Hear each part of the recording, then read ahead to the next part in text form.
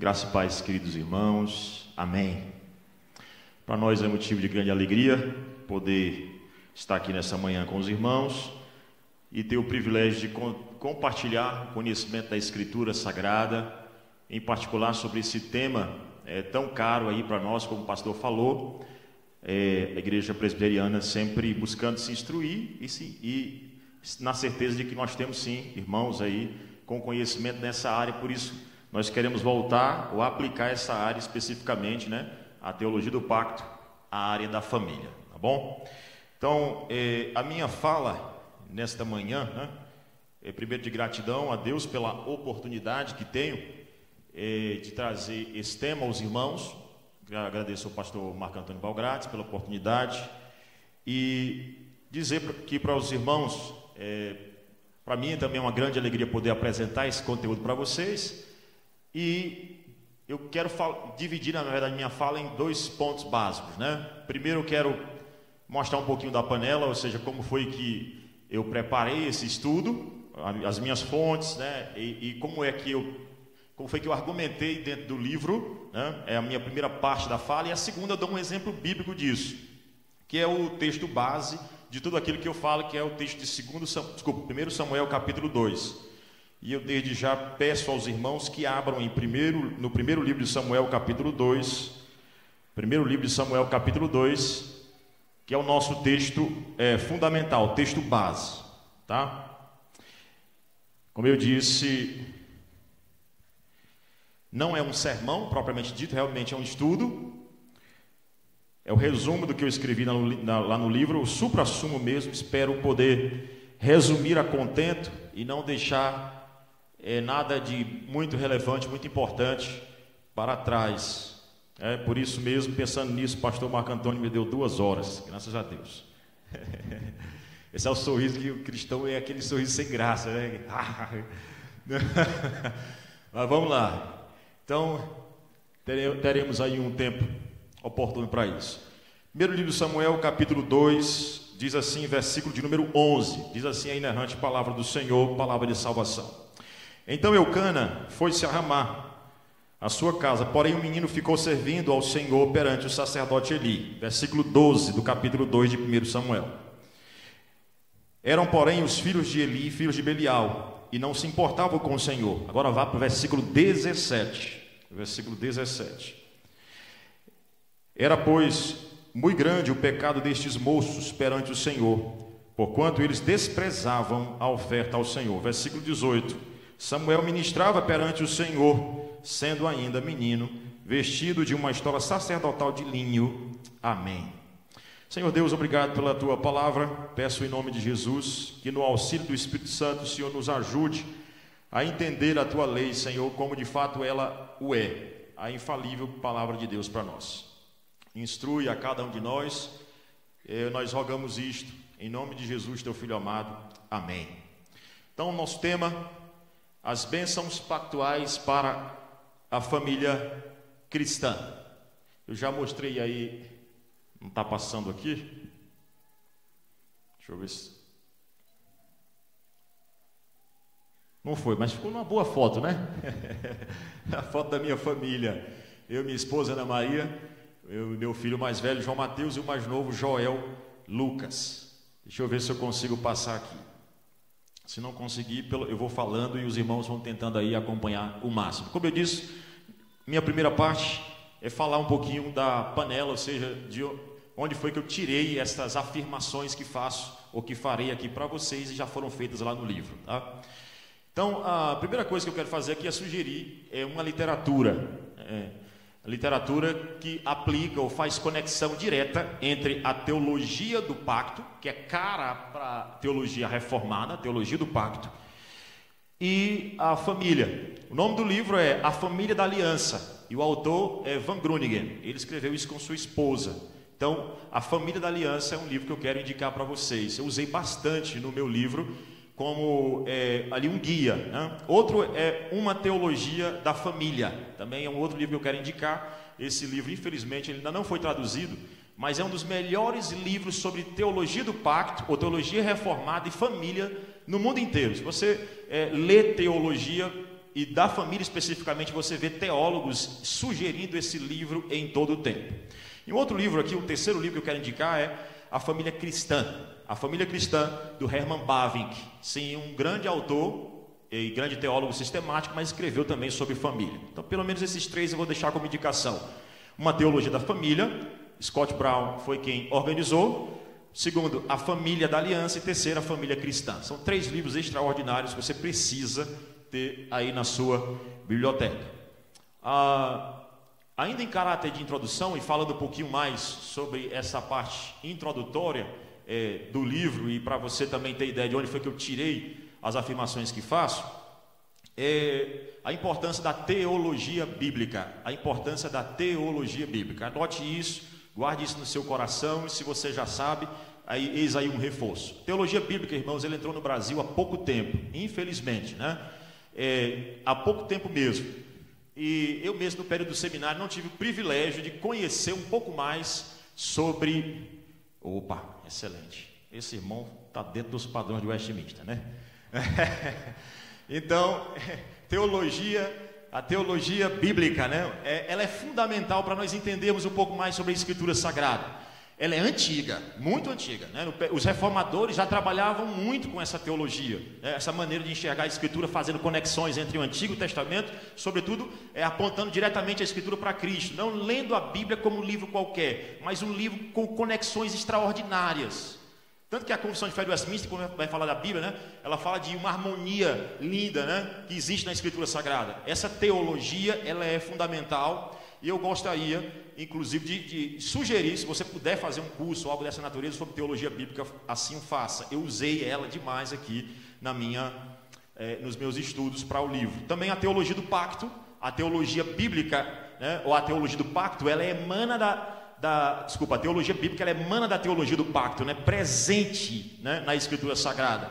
Então, eu queria que você entendesse que a nossa chave hermenêutica, é isso que eu quero dizer, a nossa chave hermenêutica, chave de interpretação bíblica, é de uma teologia bíblica, tendo como chave de interpretação a teologia do pacto, tão celebrada dentro da Reforma Protestante. O pastor já falou sobre ela aqui, disse que vocês já estudaram, então eu vou direto para a minha aplicação. E o tema família, irmãos, ele é sempre muito importante. A família sempre foi muito atacada. Sempre foi muito atacada. E nos dias atuais não é diferente. O diabo sempre gostou de trabalhar contra a família. Todas as vezes que o diabo quer destruir uma nação, ele começa com a família. Então ele começa minando o casamento, ele começa minando relação pai e filho, filho e pai, autoridades dentro de casa, papel da mulher, o papel do homem. Então a família sempre foi um assunto e sempre será importante para nós do lado de cada existência. Por isso eu queria dizer que também busquei muito, né, estudar sobre o assunto, né, a família numa perspectiva da teologia bíblica e da teologia do pacto. E terceira coisa que eu preciso também falar aqui é que qual a relevância, e aí tem mais a ver com o que nós estamos estudando agora, atualmente aqui na IPN, qual a relevância, né, qual a aplicabilidade da teologia do pacto, né, nesse entendimento da teologia bíblica, a teologia do pacto, qual é a relevância disso, de maneira muito prática para a família. Aí eu utilizei bastante outros teólogos também, não aliancistas necessariamente, mas com aplicações muito boas. Porque quando eu digo que nós somos aliancistas, eu não quero aqui jogar por terra os demais teólogos ou demais denominações, movimentos religiosos que existem por aí, que são sinceros também com relação à Bíblia. E que chegam, inclusive, às mesmas conclusões que nós chegamos. Mas entender a teologia do pacto é como um professor que quer que você não somente diga, né, o resultado da conta, mas ele quer que você mostre por onde foi que você chegou, para que você possa ensinar melhor. Então a teologia do pacto ensina a gente como chegar ao papel do homem, que é o papel do homem. Então tem muita gente que nem entende teologia do pacto direito, mas fala do papel do homem, né? Ele está lá no final da conta. E nós vamos aqui tentar mostrar um pouquinho como é que essa conta é feita. Então qual é a relevância? Eu usei, por exemplo, Jay Adams, muito comum aí para os nossos dias aqui na IPN, que estamos estudando sobre aconselhamento bíblico. Nessa parte da aplicação eu utilizei bastante. Então, adentrando já ao nosso tema propriamente dito, eu utilizei aquela parte de fonte como minha introdução para você saber de onde foi que emanou o meu conhecimento, né, de uma teologia bíblica, da Escritura, do texto que nós acabamos de ler, na chave hermenêutica da teologia do pacto e tentando fazer essa conexão com a família. Por isso eu cheguei às bênçãos pactuais para a família cristã, ou seja, como alcançar como alcançar as bênçãos pactuais para a família cristã. A primeira coisa que eu preciso fazer é entender qual é a relação que existe entre a teologia do pacto e a família. Para que eu entenda, ou para que eu vá buscar, para que eu busque as bênçãos pactuais para a família, eu preciso entender o que é família e o que é pacto. O que é família e o que é pacto. São dois conceitos básicos para nós aqui. Então, pacto para nós, irmãos, e aqui vocês já estão acostumados com isso, mas pacto é a maneira natural de Deus se relacionar entre si e com o homem, ou pela qual ele resolveu se relacionar com o homem. Então, pacto ou aliança, né?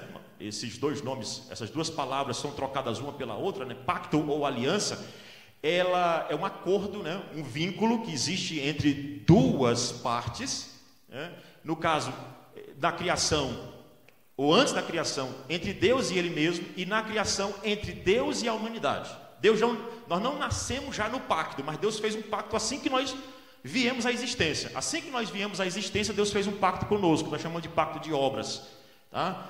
Então, tanto que a Confissão de Fé de Westminster vai dizer no capítulo sobre pacto, que Deus não precisava prometer nada para nós, né, como no caso, prometer a vida eterna para que nós viéssemos ou tivéssemos a obrigação de obedecê-lo. Por quê? Porque essa é uma obrigação natural. Mas Deus, por causa de uma condescendência da sua parte, Ele decidiu revelar-se através de um pacto. Ou seja, Deus não se relaciona com você como se relaciona com a criação. Ele se relaciona com você como Ele se relaciona entre si, Pai, Filho e Espírito Santo. Então, o que é pacto? É a maneira de Deus se relacionar entre si, natural, entre aspas, né? Se é que pode usar essa palavra com relação a Deus. Então, é a maneira natural de Deus se relacionar entre si, Trindade, Pai, Filho e Espírito Santo, e a maneira pela qual Deus decidiu relacionar-se com a humanidade. E como eu e você somos feitos à imagem e semelhança de Deus, irmãos, nós fomos feitos para nos relacionarmos também pactualmente. Então, pacto é a maneira de eu refletir o relacionamento intertrinitário dentro da Trindade, e eu reflito isso em primeira ordem, em primeiro momento, no relacionamento do casamento, que é o início da família. Então, a relação entre família e pacto é essa. Na hora que eu caso, na hora que eu entro num relacionamento, numa aliança com minha esposa, eu estou refletindo o relacionamento com Deus. Uma aliança que eu já tenho com Ele, com o Criador dos céus e da terra. Olha o que diz, por exemplo, Jay Adams, né? Ele diz o seguinte: a primeira cerimônia, deixa eu voltar aqui. A primeira cerimônia de casamento foi realizada no Jardim do Éden. E foi oficiado por Deus, o primeiro casamento foi oficiado por Deus mesmo. É instrutivo observar a palavra que Deus usa para descrever o casamento. É o vocábulo aliança. No livro de Provérbios, Deus adverte contra a adúltera que lisonjeia com palavras, que deixa o homem da sua mocidade e se esquece da aliança com Deus. Espera aí, casamento é uma aliança com a sua esposa, o seu esposo, ou com Deus? Primariamente com Deus. Entender a teologia do pacto é isso, que quando você rompe um casamento entre você e sua esposa, antes você rompeu um relacionamento com o próprio Deus, porque você foi criado nesta ou para uma relação pactual com Ele, antes de ser criado para uma relação pactual com o seu cônjuge e com os demais seres humanos da existência, né? Então, obviamente, você não foi criado para se relacionar só com sua esposa, mas com seus filhos, por exemplo. Porque a família, ela nasce no casamento. O casamento é o embrião. Nasce ali, mas não para por ali, tá bom? Segunda coisa que eu preciso informar os irmãos é que se eu tenho na estrutura, né, pactual, que o casamento, ele emana do meu relacionamento com Deus, tem uma outra informação importante para dar para os irmãos aqui. São as chamadas normas pactuais, ou cláusulas, né? A pergunta é, se existe um relacionamento, quais são as normas que norteiam? Quais são os parâmetros pelos quais esse casamento deve ser norteado, esse relacionamento deve ser guiado?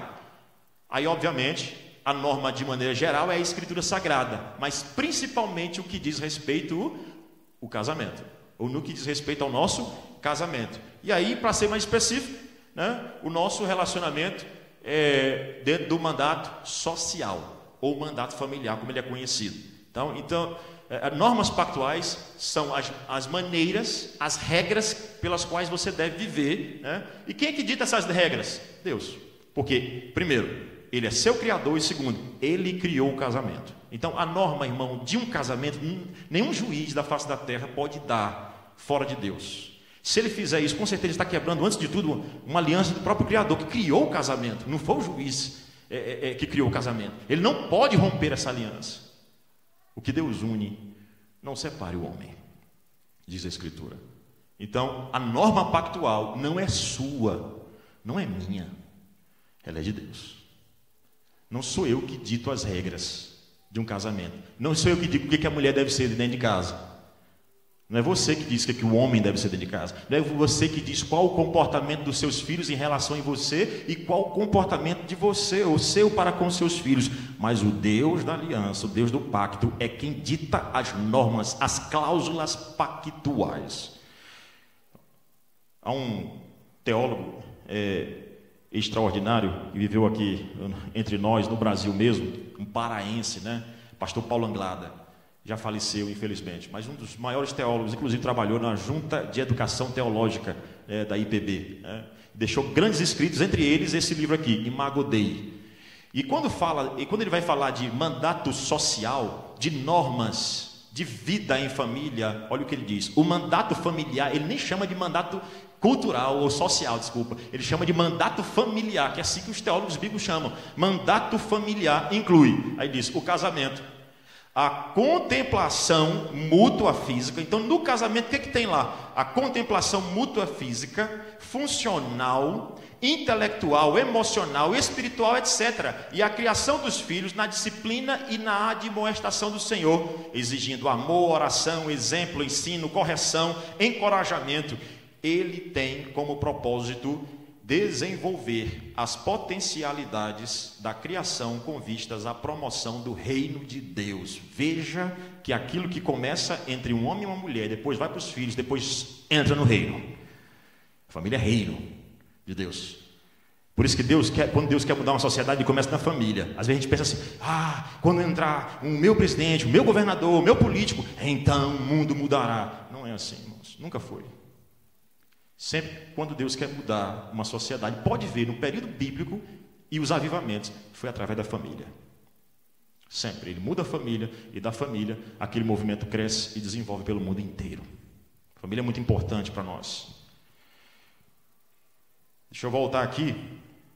Nós temos então o conceito, ou dois conceitos importantes: família e pacto, as normas norteadoras.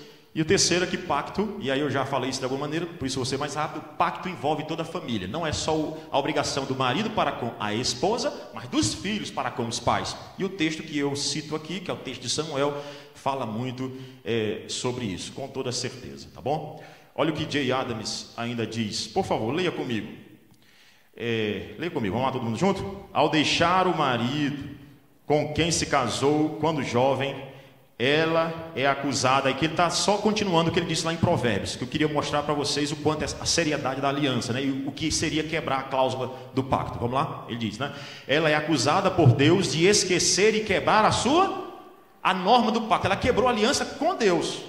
Aí Jay Adams continua, né? No livro A Vida Cristã no Lar. O casamento, portanto, é nada menos que uma aliança ordenada por Deus. Nas Escrituras, uma aliança é um pacto solene, que envolve um soberano e um vassalo. O soberano é Deus, o vassalo é você e eu, somos nós. A aliança é imposta ao homem, obviamente, por aquele e acarreta em bênçãos quando cumprida e maldição quando quebrada. Quando alguém entra numa aliança, assume o mais solene e inescapável compromisso. Que palavra extraordinária do Jay Adams aqui, à luz da Escritura. Então quebrou a aliança, quebrou a norma. Qualquer pessoa da família, isso reverbera em quê? Bênçãos se obedecer, maldição se desobedecer. Então, você já está entendendo a dinâmica da aliança, né? Em caso de obediência, nós temos bênçãos. Em caso de desobediência, nós temos o quê? Maldições. Lembra de Deus dizendo para o povo de Israel: anda comigo e comerás o melhor dessa terra. Me desobedece, eu te mato na terra. Lá mesmo. Não é? Tem ou não tem isso? É escrito isso ou não é? É. Então, o Jay Adams, como ele é pactualista, um aliancista, né? Ele tem essa visão do casamento como refletindo o relacionamento do homem com Deus. Então, eis aí, já falei das normas pactuais, né? Vamos ler na Escritura, aqui no próprio texto bíblico de Deuteronômio. Leia comigo esse texto aqui, que você vai ver mais uma vez normas e bênçãos e maldições prometidas. Vamos lá?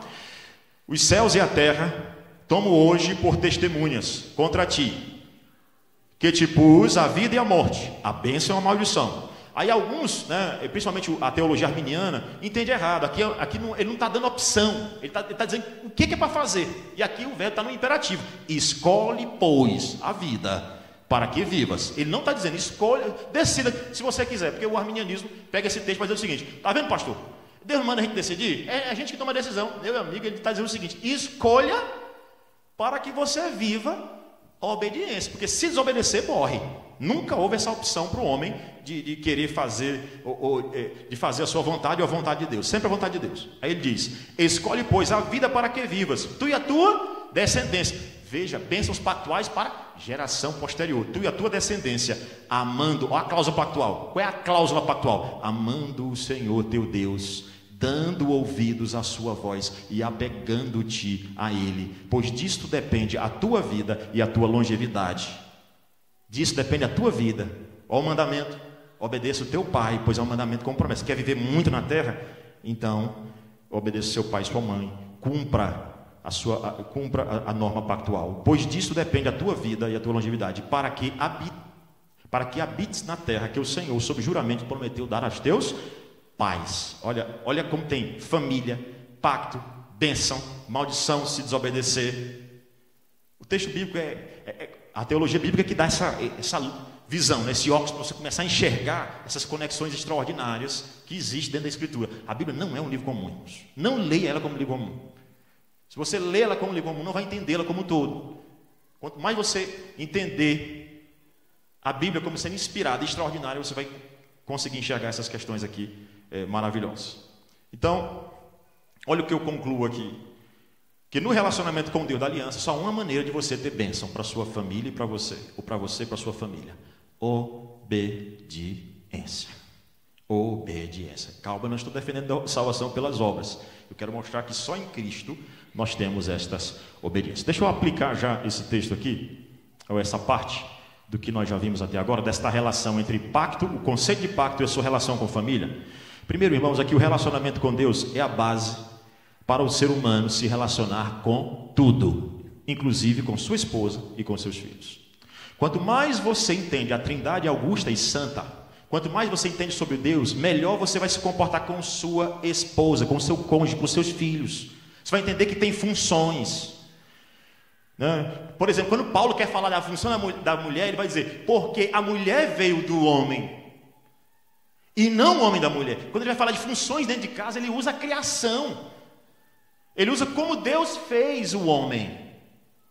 Quando ele quer falar, então, de harmonia entre a igreja, entre as partes, ele usa a Trindade augusta e santa. Não é só relacionamento entre marido e a mulher, mas tem vários outros textos que mostram, inclusive, que Deus, né, que Deus ama o seu filho e quer que você ame o seu filho como ele te ama. Como um pai que se compadece dos seus filhos, assim o Senhor se compadece dos que o amam. Veja qual é a relação trinitária, a relação do Senhor, de Deus entre a Trindade, ela também é refletida na criação.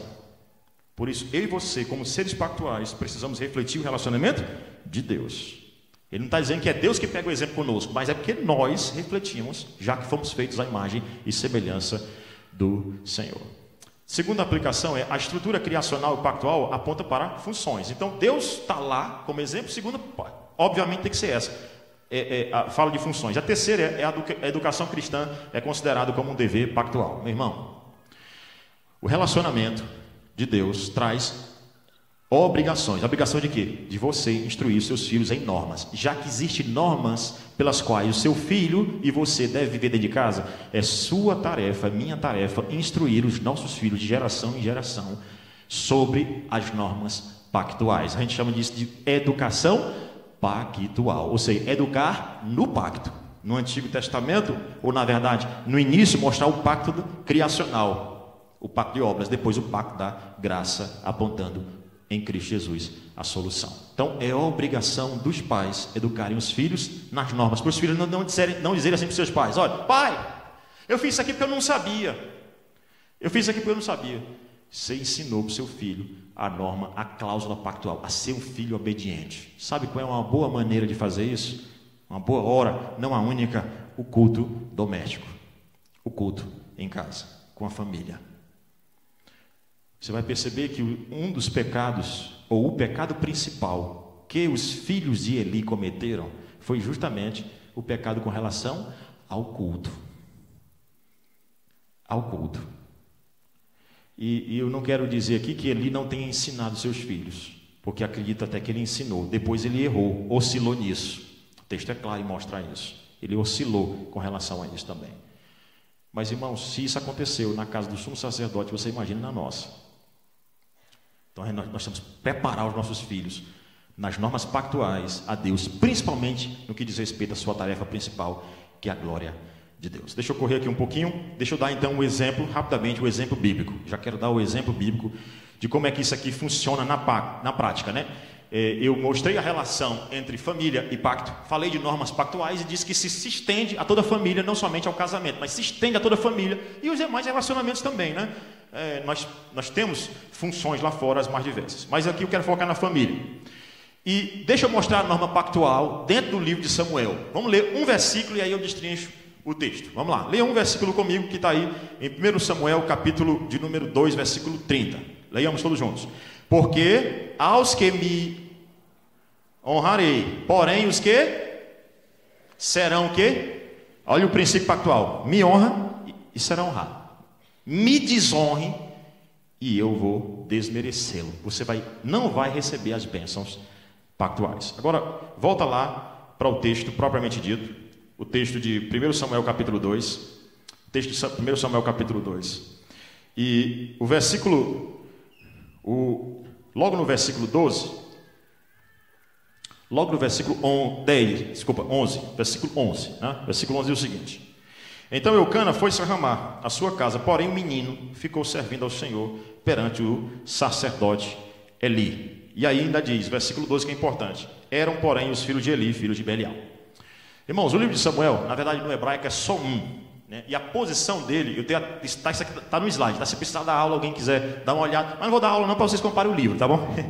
Aí então, se você tem aqui a posição do livro de Samuel no cânon, a posição do livro de Samuel no cânon, ela é muito importante para você entender o livro de Samuel. Por quê? E a teologia bíblica que dá isso também, teologia pactual que dá isso. Na Bíblia hebraica, você não tem dois livros de Samuel, você tem só um. E ele não está entre os livros históricos, mas entre os proféticos, ou os profetas. O livro de Samuel é um profeta, o que é muito sugestivo aqui. Por quê? Porque nós estamos falando de uma divisão pactual da Bíblia, e nós estamos falando de uma profecia sobre duas famílias. Uma profecia que vai acontecer, não importa o que se faça do ponto de vista decretivo, né? E no que diz respeito à responsabilidade humana, vai acontecer porque uma família desobedeceu e a outra família obedeceu. Nós temos duas famílias aqui colocadas em contraste, tá bom? Então, o livro de Samuel é uma profecia, não é um livro histórico. Isso não quer dizer que não tem história. É um livro, a literatura aqui é narrativa, né? O gênero é narrativo. Entretanto, isso não quer dizer que não seja história, mas quer dizer o quê? Que essa história é de coisa que vai acontecer com certeza, que é a história-profecia, história/profecia. Então Deus tem duas profecias aqui, ou profecias para duas famílias imediatamente. A família de Eucana, uma família abençoada, e a família de Eli, uma família amaldiçoada. É por isso que o texto, e aí a sociedade bíblica separou não somente esse, mas vários versos de maneira equivocada, o que trouxe para nós o que dificulta você fazer, ou você entender a comparação que o autor está fazendo todo o tempo entre a família de Eucana e a família de Eli, entre os filhos de Eli e o filho de Eucana, Samuel. olha o que é dito aí, claramente. Ele diz o seguinte: então Eucana foi se arrombar a sua casa, porém o menino ficou. Ele cita aí o pai e diz que o filho ficou servindo ao Senhor. E do outro lado, em contraste, os filhos de Eli eram filhos de Belial. O texto quer fazer, e eu li para vocês várias outras comparações, né?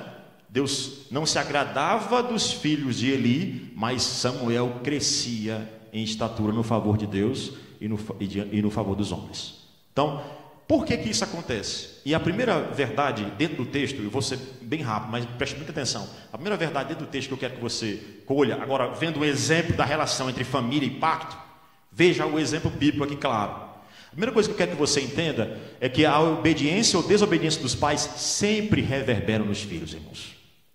A obediência ou desobediência dos pais sempre reverberam nos filhos. Ao dizer que Samuel ficou servindo ao Senhor, o narrador primeiro cita quem? O pai, né? Ele diz o seguinte: então Eucana foi se arrumar à sua casa, porém o menino Samuel, ficou servindo ao Senhor perante o sacerdote Eli. Então, isso não é só aqui que aparece, mas em vários momentos na Bíblia, quando vai falar dos filhos, se cita os pais. Vai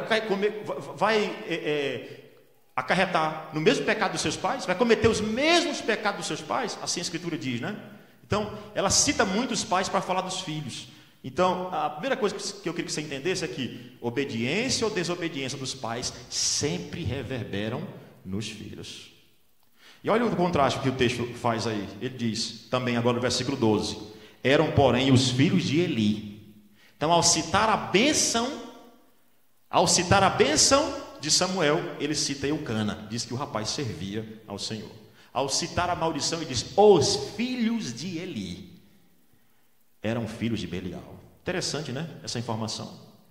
Porque Eli, irmãos, olhava para Ana orando, que ela só movimentava os lábios e não saía voz, e a tinha como filho de Belial, razão pela qual ela tem que dizer: não tenhas a tua serva, meu Senhor, como filho de Belial. Eu estou aqui por causa do tamanho da minha aflição. É interessante que Eli pensava que Ana era filha de Belial quando os filhos dele eram filhos de Belial. Costumeiramente, irmãos, nós agimos assim, né? Nós achamos os pecados muito mais fácil na casa dos outros, na casa dos filhos dos outros. Eucana olhava para Ana e disse: essa é a filha de Belial. Mas o texto diz que os teus filhos são filhos de Belial. Isso de cara, irmãos, me chama a atenção para eu olhar para minha casa. Antes até de eu fazer e dar várias instruções para os outros, olhar para a minha própria casa. Aqui é a casa do sumo sacerdote. Os filhos dele eram filhos de Belial, adoradores de si mesmos, adoradores de deuses estranhos. Profanaram o altar ao Senhor e foram consumidos pela ira de Deus. Receberam a maldição do pacto. Eu queria, e aqui ainda reforçar isso com outro texto. Vá para Gênesis, por favor. Gênesis, capítulo 4. Os javalis já ouviram parte do que eu vou dizer aqui, quero dizer resumidamente, mas eu quero provar em outro texto bíblico, que não é um sermão, né? Aqui é um estudo, então eu posso fazer isso. Vou pegar um outro texto e mostrar esta verdade, que o pai faz, reverbera nos filhos. Existe hoje, né, a famigerada maldição hereditária, né? Maldição hereditária, o que as pessoas dizem ou chamam de maldição hereditária. As pessoas dizem que o comportamento dos pais inevitavelmente reverberam nos filhos como uma maldição, inevitavelmente, né? E aí, para você tirar essa maldição, você tem que ir para uma reunião, né, de descarrego. Você tem que ir lá, né, fazer uma oração contra algo dessa natureza, né? Fazer uma expulsão de demônios, tirar o demônio do assassinato, do adultério, algo dessa natureza. Irmãos, eu não acredito na maldição hereditária desta forma que é apresentada aí hoje pelos movimentos, os mais diversos religiosos existentes nos nossos dias. Mas eu defendo aquilo que é dito no mandamento, que Deus visita com maldição até a terceira e quarta geração. Ele é paciente até a terceira e quarta, mas uma hora ele vai punir, na medida em que o pecado é repetido. Então eu disse para vocês que esse meu ponto aqui é: o pecado dos pais reverbera nos filhos. Reverbera nos filhos. Por quê? Porque Deus visita. Se o pecado é repetido pelo filho, de geração em geração, Deus visita até a terceira e quarta geração. Claro que a bênção é sempre maior, né? Deus vai até 1000 gerações daqueles que lhe amam e guardam os seus mandamentos. A bênção é sempre maior do que a maldição. Graças a Deus. Agora veja aí, por favor, Gênesis capítulo 4, e vamos perceber o comportamento dos pais reverberando imediatamente nos filhos. Veja aí, eu quero dar outros exemplos, rapidamente. Então, capítulo 4, versículo 17 de Gênesis diz o seguinte: e coabitou Caim com sua mulher, ela concebeu e deu à luz a Enoque. Caim edificou uma cidade e lhe chamou Enoque, o nome do seu filho. A comparação que o narrador está fazendo aqui, né, é entre Caim e, no versículo de número 25, Adão. Caim, Adão, são duas descendências. Você pode pensar assim: pastor, tem um erro aí, porque Caim é filho de Adão. Veja, muito embora a Bíblia fale de conexões biológicas, genéticas, né, genealógicas, ela também admite que uma pessoa, ela pode ser filho sanguíneo de alguém e não ser filho da aliança de determinada pessoa. É o caso aqui, por exemplo, de Adão.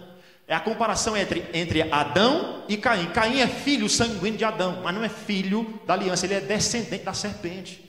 Ele não é da aliança da graça, alcançado, ou pela qual Adão foi alcançado, e creio que Adão foi. É por essa razão que Lucas coloca na genealogia de Jesus o próprio Adão. O próprio Adão. Ele foi, de fato, salvo. E a comparação entre duas descendências. Eu quero mostrar para vocês como o pecado ele vai sendo repetido. Vejam comigo o versículo 17. Então ele diz que Caim, que já tinha quebrado a cláusula que disse, né, Deus citou para ele, pecou, Deus citou a cláusula pactual para ele. Você pecou com relação ao culto, também com relação ao culto, né, Caim? Mas Deus disse, o teu pecado está diante de ti, cumpre a ti dominá-lo. Esse é o princípio da aliança. Se você não dominar, você morre. Viva de acordo, faça o que eu mandei com relação ao culto, e eu te amo, eu te recebo. Não faça e você morre. Essa cláusula pactual que Deus cita. Caim não quis saber, Caim foi lá e matou seu irmão Abel, mas não parou aí, irmãos. Ele não se arrependeu em nenhum momento. Ele disse, eu vou andar errante.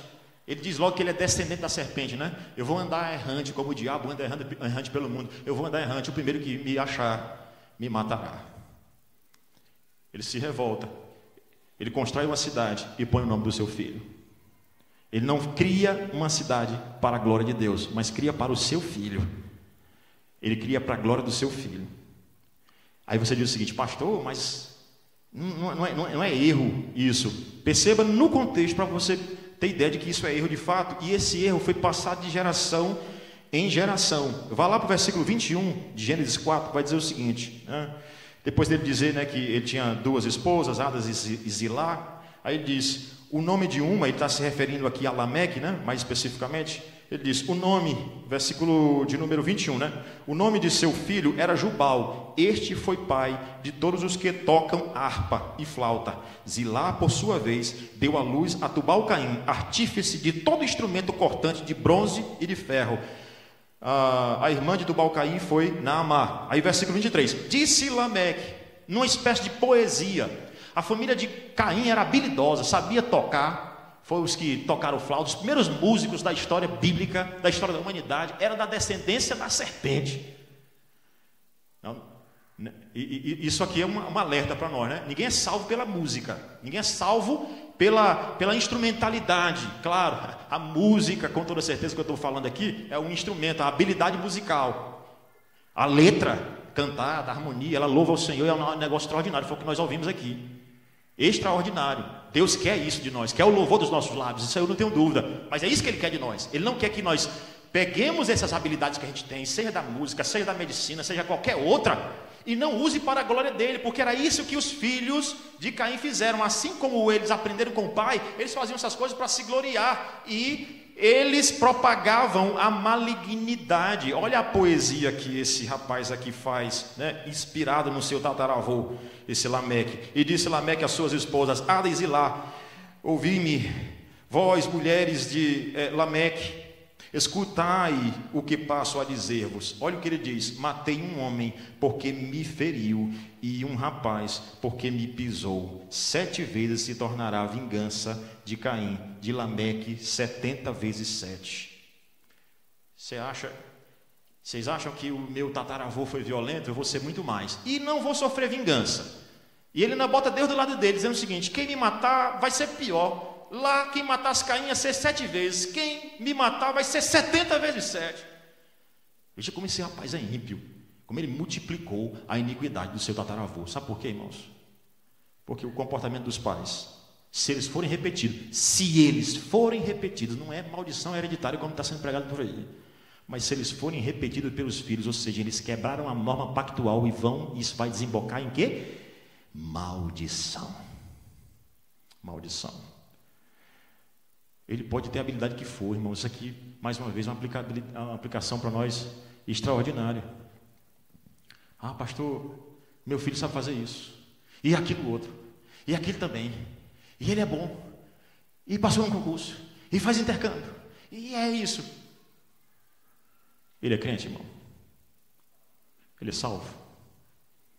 Ele pode ser o mais habilidoso do mundo. Se ele não tiver Jesus, ele vai para o inferno.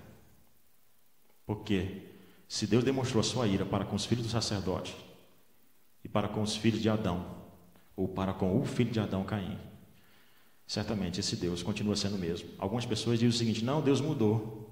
O Deus do Novo Testamento é diferente. Você já viu o que é dito na ceia? Que quem come e bebe sem discernir, come e bebe juízo para si, é Novo Testamento. Ele diz que vai se tornar réu do corpo e do sangue de Cristo. A mesma punição, o mesmo peso de pecado que caiu sobre Judas, se tornará réu do corpo e do sangue de Cristo. Irmãos, entender aliança é entender coisa séria.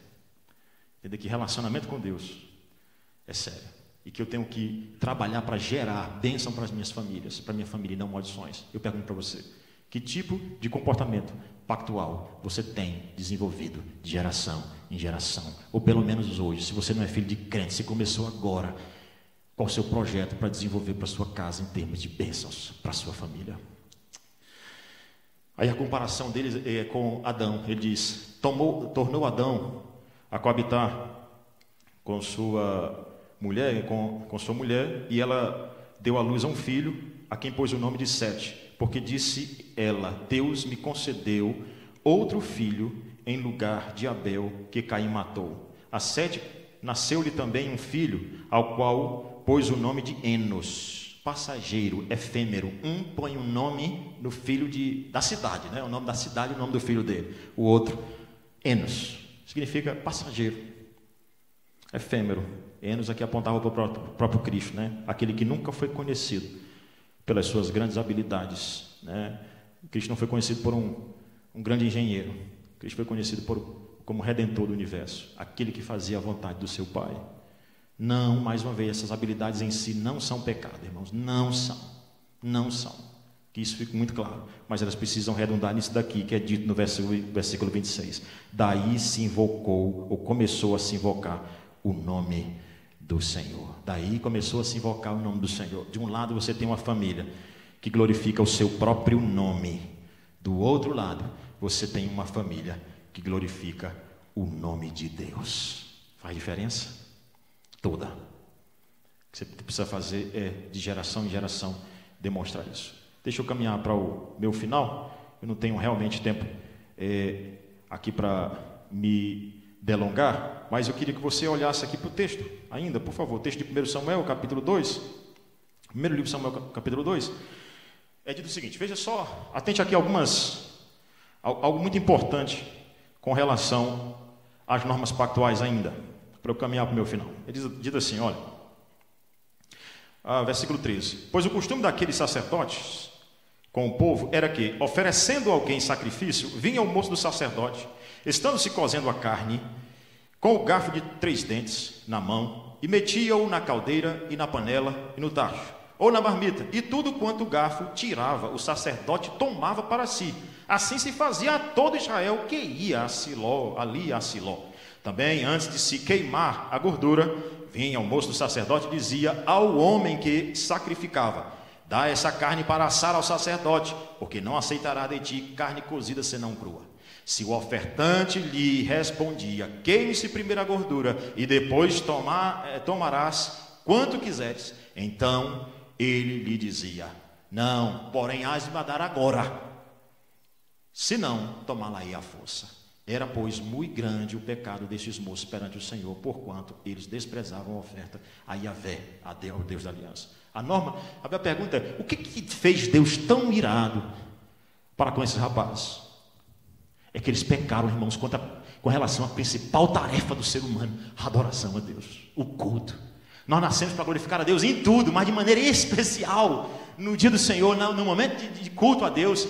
E foi exatamente aqui que esses rapazes pecaram. Para você entender o pecado deles, né, deixa eu resumir aqui, o pecado deles era primeiro um pecado de natureza litúrgica e pecado de natureza moral, né, diz respeito à sua santidade.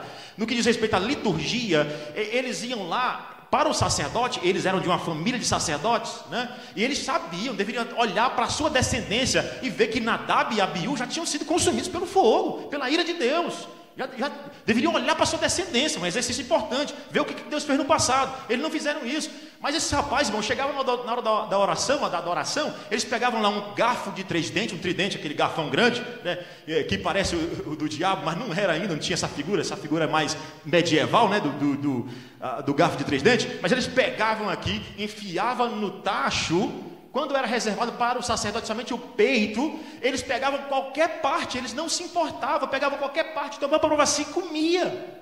E se o moço, eles mandavam o moço deles, né? Era o moço do sacerdote que chegava lá e dizia o seguinte: Ofni e Finéias me mandaram aqui, eu quero levar a oferta.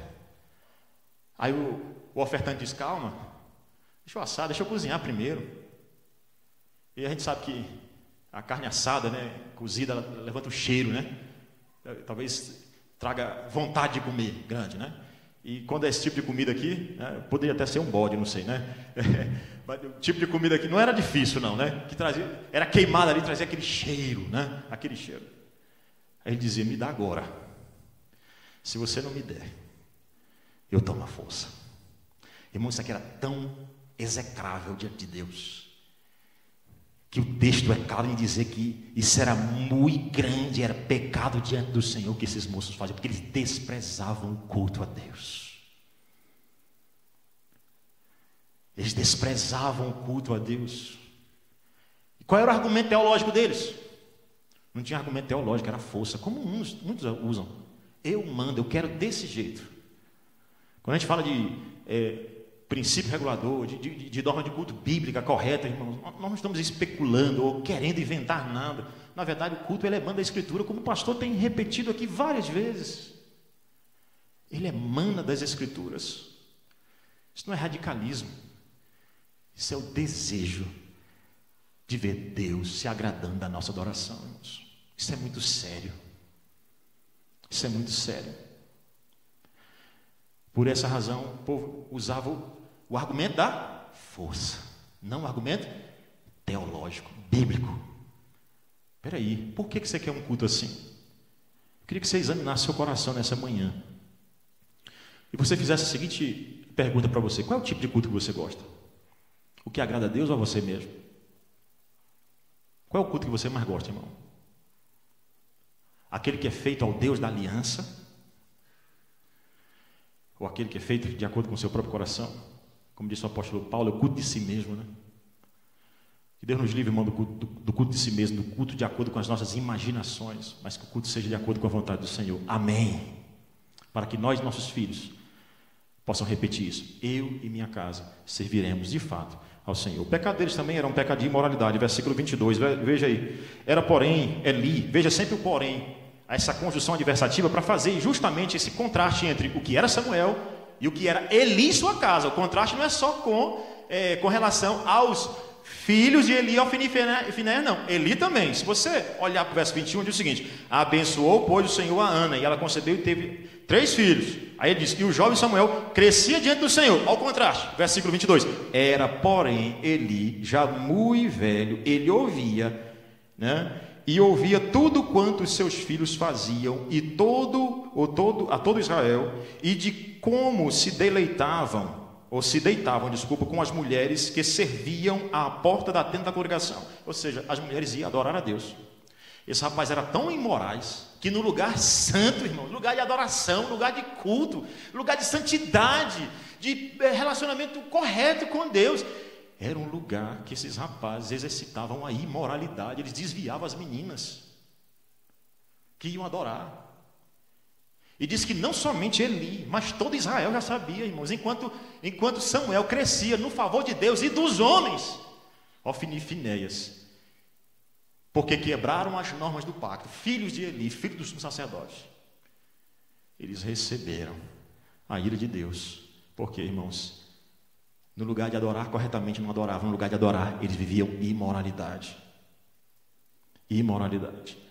Joel Bick diz algo interessante. Ele diz o seguinte: que a gente tem que tomar cuidado com falsos profetas, falsos pregadores que se aproximam da gente para ganhar o nosso coração. Sabe por quê? Porque é assim que eles se aproximam das meninas, dos rapazes. É assim que eles acariciam indevidamente, que eles distorcem a verdade, que eles desviam as meninas e os rapazes. Fiquemos alerta com relação a isso, irmãos. Fiquemos alertas. O Joel Bick ainda diz algo interessante. Ele diz: jovens precisam ser alertados desde a sua mais tenra idade, para que não chegue nessa situação bem aqui. Deus já queria matá-los. Deus já queria matá-los. Então o que você tem? Você tem o que o pai faz, né? Ele reverbera no filho. E eu não quero dizer, que fique bem claro, que os filhos de Eli aprenderam a pecar com ele. Não. Acredita que Eli, que ensinou bem os seus filhos, mas em determinado momento da sua vida, ele deixou de fazer isso corretamente. E o texto é claro em dizer isso. Por isso eu quero mostrar aqui que a exortação dele foi falha. A exortação dele. Muito falha. Por que a exortação de Eli foi tão falha assim? Por que ele não foi correto e Deus assim não ouviu? Veja comigo o versículo 28, por favor. Versículo 28. Diz o seguinte. Versículo 27 já diz, né? Veio um homem do Senhor, não sabemos quem é ele, mas o versículo 28 diz: eu o escolhi. Aí são as agravantes que Deus citando. Ele está dizendo o seguinte: vou mostrar o quanto eu pactualmente te amei e quanto você deveria me obedecer. Olha, ele disse: eu te escolhi dentre todas as tribos de Israel para ser o meu sacerdote, para servir ao meu altar, para queimar o incenso e para trazer a oferta ou a estola sacerdotal perante mim. E dei à casa de teu pai todas as ofertas queimadas dos filhos de Israel. Agora, vamos ler todo mundo junto o versículo 29. O que diz o versículo 29? Porque pisais aos pés os meus sacrifícios e as minhas ofertas de manjares que ordenei se me fizessem na minha morada. E tu, por que honras os teus filhos mais do que a mim? Aí, se você tinha dúvida que Eli estava pecando junto com os filhos, o texto agora, ele tira essa dúvida. Para tu e eles vos engordardes das melhores de todas as ofertas do meu povo de Israel. Eli não foi um pai pactual, porque não conseguiu corrigir corretamente seus filhos. E ele não corrigiu os seus filhos corretamente, por quê? Faltava justiça, ele deveria ser mais duro com os seus filhos, deveria destituí-los daquele ofício sacerdotal imediatamente. 2, a honra, ele honrava os seus filhos mais do que a Deus. Deus mesmo diz: por que você honra os teus filhos mais do que a mim? 3, ele se beneficiava do pecado dos filhos, irmãos. A exortação desse pai não foi pactual. Você sabe por quê? Não foi porque ele se beneficiava do pecado dos filhos. Ele estava engordando, junto com os filhos, do melhor da oferta ao Senhor. Deus diz isso, Deus não mente. Deus diz isso. Deus diz isso, irmãos. E 4, o versículo 25 ainda diz que Deus endurece o coração. É claro em dizer que os rapazes não ouviam a voz de Deus, porque Deus queria o quê? Matá-los. Quem queria matá-los? Deus. Deus livre os meus filhos e os seus desse juízo aqui. Amém. Amém. Deus queria matá-los, irmãos. Chegou a um ponto que Deus não aceitava mais ofertas. Não adiantava mais aqueles rapazes levarem ofertas ao Senhor. Deus não aguentava mais, como ele disse em Isaías.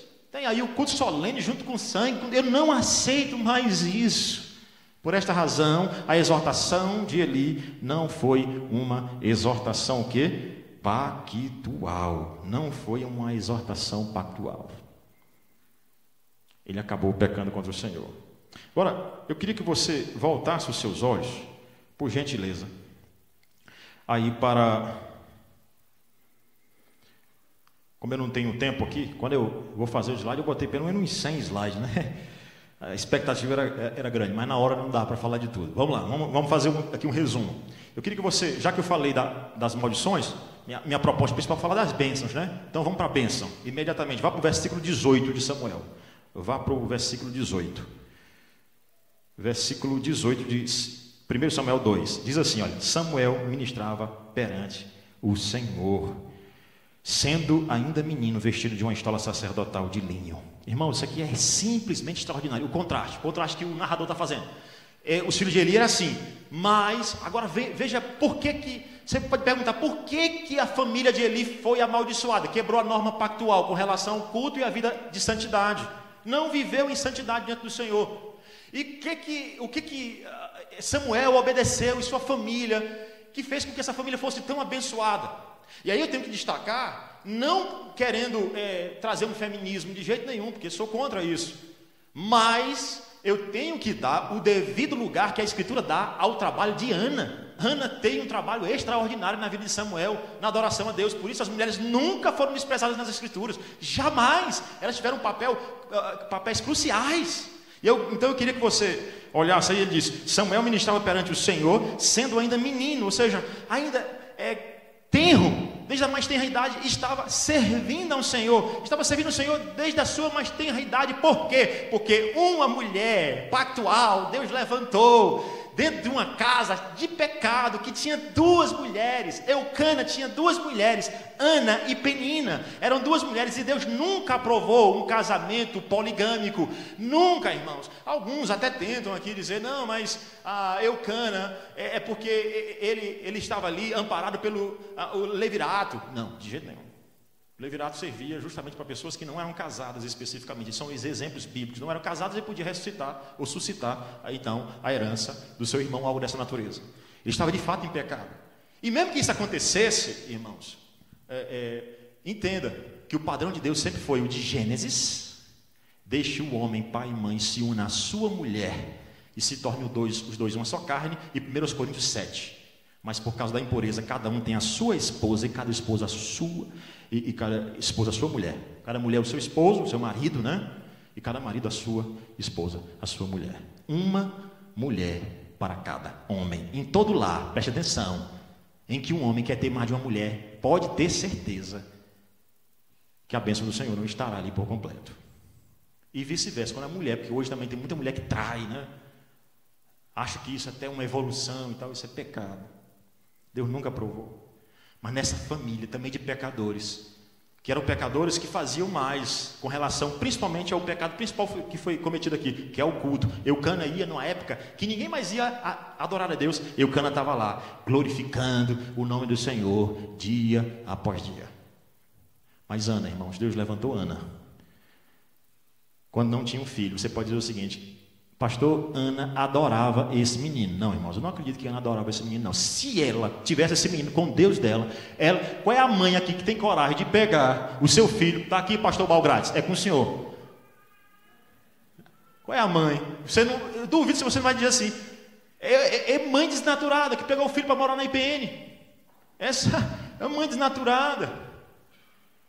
O problema de Ana não era esse. Ela queria o favor do Deus pactual. Não era ter um filho, porque ela pega esse filho e dá para Deus, devolve para Deus, para morar com o Senhor, morar lá para adorar a Deus com o sacerdote Eli, que já não conseguia mais abençoar os seus filhos, mas conseguiu abençoar os filhos de Eucana, ou a família de Eucana. É Ana que se preocupa em fazer uma oração, não é Eucana. Eucana chega para ela e diz o seguinte: eu não sou para você melhor do que 10 filhos? Era o contrário, ele deveria ter dito o quê? Você, para mim, é melhor do que 10 filhos. Não é nada romântico, não é ele? Obviamente não. Ele, na verdade, ele chega e se coloca como: eu vou resolver o teu problema. Irmão, ninguém resolve o problema do nosso coração, só Cristo. Só Deus completa. Ele diz, eu sou melhor do que 10 filhos. Meu problema não é esse, você não entendeu. E aí uma aplicação para os homens, para que nós sejamos mais pactuais, irmãos. Entendamos melhor os dramas pelos quais as nossas esposas passam. Que Deus nos dê mais discernimento para entender quando elas estão passando por drama. A gente pensa que é besteira, bobagem, né? E elas estão passando por grande dificuldade, talvez só quando elas já estão chorando e sem querer comer. Veja como Eucana era injusto, né? Ele pegava... Não tem como ser, o nosso coração é de um ser. Deus deu o ser humano para se apaixonar e amar uma pessoa, de coração e de alma. Ele amava a Ana.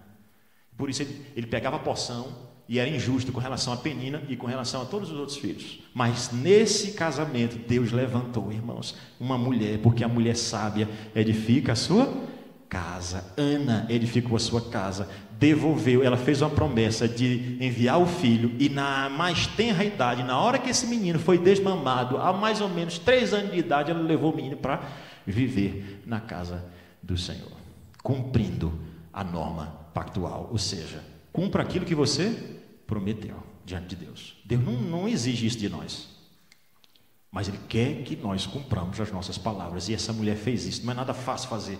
Mas olha o que ela fez, versículo 19. Sua mãe lhe fazia uma túnica pequena, de ano em ano. Ele a trazia quando com o seu marido subia para oferecer sacrifício anual. E veja que ela pegava aquela túnica, irmãos, linda. Essa túnica está lá, que é a túnica sacerdotal. Ela não estava preparando esse menino para as mães da igreja olhar para ele e dizer, como esse menino é fofinho, como esse menino é bonito, que roupa linda, parece até um bonequinho, coisa bonita. Não, ela queria arrumá-lo para adorar o Criador dos céus e da terra. Ela queria que o seu filho ficasse pronto para glorificar o Criador. Essa mulher foi pactual na medida que ela ensinou o seu filho para se encontrar com Deus vivo. Assim como eu e você precisamos encontrar ou preparar os nossos filhos para se encontrar com Deus no dia do Senhor. Ana então fazia isso, irmãos. Ela trazia uma roupa para que ele se vestisse e fosse reconhecido como um adorador, reconhecido como alguém que vive exclusivamente para glorificar o nome do Senhor, aplicando para nós, dentro das suas continuidades e descontinuidades do texto, próprias dele. Nós precisamos preparar os nossos filhos para glorificar o Senhor, irmãos. Um bom, e talvez o próximo livro que eu queira escrever justamente sobre culto doméstico. A importância do culto doméstico nas nossas vidas. Prepara para adorar ao Senhor. E para você não ter dúvida, versículo 20, que a bênção pactual está sobre essa família. Veja o versículo 20. Eli abençoou a Eucana e a sua mulher, e lhe dizia, né? Ele abençoava e dizia, que Deus te dê mais filho. E para aquela mulher que pegou o seu único filho, como Abraão, que pegou o seu único filho, quando Deus pediu, ele deu. Ela também pegou o seu único filho e deu a Deus, e Deus deu mais filhos para ela. Deus deu mais filhos para ela. Ela enriquecida nos termos do pacto. Ela obedeceu o Deus da aliança e Deus lhe deu mais filhos, irmãos. Nós não perdemos em nada em confiar no Senhor. Nós não perdemos em nada em confiar os nossos filhos a Ele. O que nós não podemos é querer, glorificar os nossos filhos ou satisfazê-los no culto. O culto é do jeito deles, né? Eles que decidem o culto, eles que decidem o restaurante, eles que decidem a escola, eles que decidem o filme que vão assistir. E se duvidar, é eles que decidem o Deus que vão adorar. Não. Os pais encaminham os filhos a Deus. Amém. E aí, versículo 21, para não ter dúvida que é bênção mesmo, versículo 21. Abençoou, pois, o Senhor a Ana, e ela concebeu 3 filhos e 2 filhas. Isso aqui é bênção. Hoje em dia isso aqui é tido como um peso. As pessoas, não, tenham um filho, no máximo 2. Que isso, irmãos? E aqui eu não estou dizendo que a pessoa não pode ter filhos. Você sabe muito bem o que é isso. A pessoa não pode ter filhos, então você está obrigando ela a ter. Não, irmãos, eu estou entendendo o princípio pactual de que Deus me mandou encher a terra de adoradores e que Ele é dono do ouro e da prata e vai sustentar todos os nossos filhos, todos eles, todos, sem exceção. Filho é uma bênção. Mais uma vez, não estou falando de quantidade de filho para ter, tem que ter tanto. Mas tem, quando o Senhor te conceder, e tenha isso como o quê? Uma bênção. Sabe um texto muito mal interpretado? Herança do Senhor são os filhos, está vendo? Deus me deu a herança. O texto não está dizendo isso, e nem no português nem no hebraico. Herança é de Deus, não sua. Ele está dizendo, herança é do Senhor. Você vê muita gente repetindo isso. Herança, porque, como diz, né, pastor? Estou feliz com meus filhos. Herança do Senhor que Ele me deu.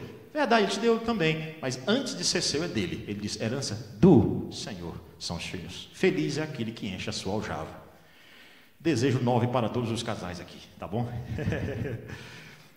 Aí a pessoa diz, pastor, para o senhor também. Amém, amém, amém. A pessoa chega para mim e diz, pastor, e aí, vai querer mais? Eu digo, rumo ao penta, né? Rumo ao penta. Minha esposa não está tão convencida disso ainda, mas nós estamos chegando lá. Então, então abençoou Deus. Isso é fácil, irmão, já não. Entretanto, o nosso alvo é alcançar isso. E o jovem Samuel crescia diante do Senhor. Crescia, meu alvo é esse. Nós vamos ensinar. Os filhos não vão aprender direito. Só quero ilustrar isso aqui, que eu disse para os irmãos que ia ilustrar. Meus filhos nós fomos com a minha família visitar uma família daqui da igreja, né? A família do irmão Lúcio e a irmã Heloísa. E depois que a gente almoçou lá, e achei interessante que almoçou, a gente ia embora, graças a Deus, um almoço extraordinário. Então, saímos de lá. A irmã, bondosamente, a irmã Heloísa, chamou meu filho mais velho, João Mateus, e disse assim, vem aqui, você está chorando, ele estava chorando por causa de um carro, ele disse, pega esse carrinho e leve para você. Aí ela, como é que a gente diz? Aí no meu coração eu disse, agora ele mostra que ele está dentro dos padrões de Westminster. Agora ele mostra. Ela disse, como é que a gente diz? Ele disse, 2. Pecador redimido, viu? Rapaz, então, você pensa que está dando certo, de repente é graça de Deus, obviamente, né? Todo tempo, graça. Nós dependemos da graça do Senhor, a bênção vem dele, 100% vem dele, obviamente, né? Agora, irmãos, por que então que a família de Eli foi tão amaldiçoada? Eu quero encerrar lendo o versículo, por favor, leia o versículo de número 23 e 24 comigo, e eu encerro com a leitura desses textos, apontando para o Redentor, que é aqui esse texto ensina. Vamos lá? Versos 23 e 24 diz o seguinte: 1, 2, 3 e disse-lhes, por que fazeis tais coisas? Era Eli exortando seus filhos, pois de todo este povo ouço constantemente falar do vosso mau procedimento. Versículo 24, não, filhos meus, porque não é boa a fama esta que ouço, estáis fazendo transgredir o povo de Deus. Versículo 25, só vocês, vamos lá. Pecando.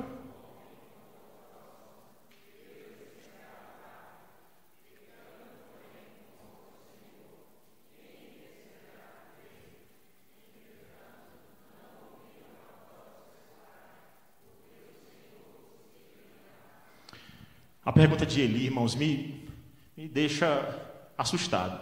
Quando Eli recebe, mais à frente você pode ler a notícia do homem do Senhor, que ele vai receber as maldições do pacto, né?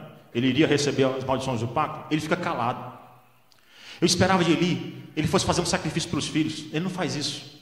Olha a pergunta que ele faz, meus filhos, pecando contra o próximo, Deus intercederá, mas se alguém pecar contra Deus, quem intercederá por ele, irmãos? Esse texto, por fim, ele aponta, sobretudo, não para Samuel, muito embora você possa fazer várias conexões com Samuel, aqui diretas, mas esses textos, sobretudo, nos mostra Cristo Jesus, na medida em que o próprio Eli faz essa pergunta, se o homem pecar contra Deus, quem intercederá por ele? Se o próprio sacerdote faz ali aquele serviço, quem intercederá por ele se os sacerdotes pecaram? E a resposta, irmãos, é bíblica e não poderia ser outra: Cristo Jesus.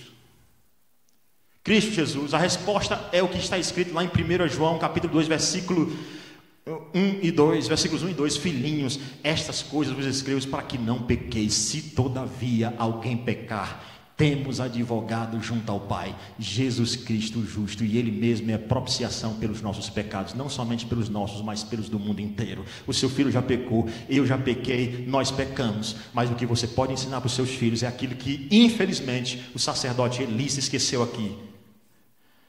É que nós temos um advogado junto ao Pai.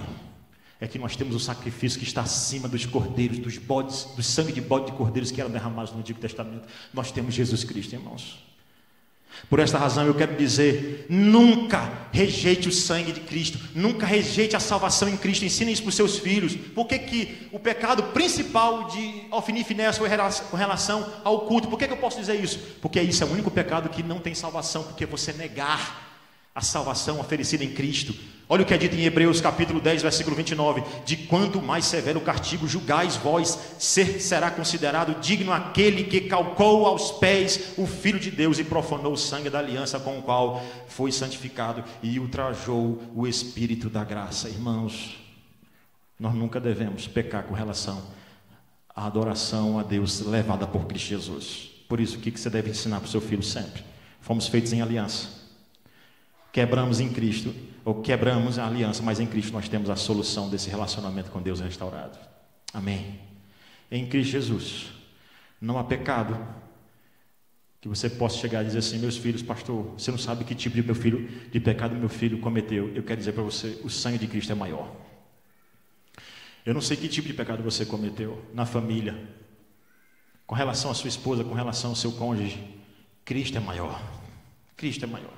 Agora, não negue a Cristo, porque isso seria profanar o sangue da aliança. Que Deus nos fortaleça a fé em Cristo através do sangue da aliança que foi derramado de uma vez por todas por nós. Amém.